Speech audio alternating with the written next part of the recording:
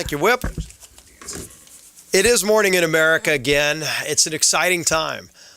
Monday was just a special day where America celebrated the inauguration of President Donald Trump, coming back as the now 47th President of the United States. And you already see a different focus, a sharper focus in President Trump. And I'm sure the speaker will touch on this, we got to meet with the president in the White House yesterday for a good amount of time to talk about the agenda, to talk about the things we're going to do to help fight for those American people who have been struggling for years under the weight of the failures of the Biden-Harris agenda. It's not just talk, it's action that's being taken, not just through the executive actions that you heard our conference chair, Lisa McClain, talk about, but actual legislation. Today, we're going to send to President Trump's desk his very first bill to sign into law, the Lake and Riley Act. And I think it's significant that you look at the contrast between last Congress, where we passed the same bill, and Chuck Schumer made it clear that in a Democrat Senate, they had no desire to stand up for women who were assaulted by people here illegally. Joe Biden would not have signed that bill. But now with John Thune, you have the same House majority, but you now have a willing partner in the Senate that actually wants to confront real problems facing families so that you don't have more Lake and Rileys.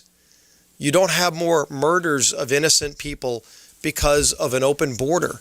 President Trump's already taken action to start reversing that open border. We're working now in the budget reconciliation process to address those problems, to secure America's border, to produce more energy in America so you can lower costs for families when they go to the pump, when they pay their energy bill. And it's pretty darn cold. Even in Louisiana, we got 10 inches of snow yesterday in New Orleans. It's pretty surreal to see that there's more snow there than here in D.C. But there is a new sense of optimism.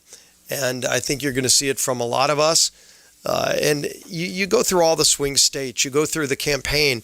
There were many specific things talked about. You know, we talked about what we would do if we got the trifecta, the House, Senate, and White House. And people wonder sometimes, will they actually follow through on that? And what's encouraging is that now we're actually following through on the promises that were made. It's going to be really good policies for families who were struggling. Help is now on the way. Help is here. Help is at 1600 Pennsylvania Avenue for all those families who have been screaming, crying out for Washington to answer the problems that they're facing.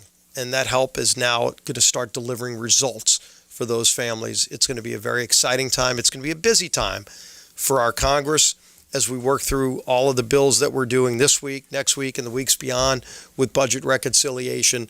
But it's what we said we would do. When the American people gave us that mandate, they expected us to do this work for them, and we're going to deliver. And the man leading that charge is the Speaker of the House, Mike Johnson.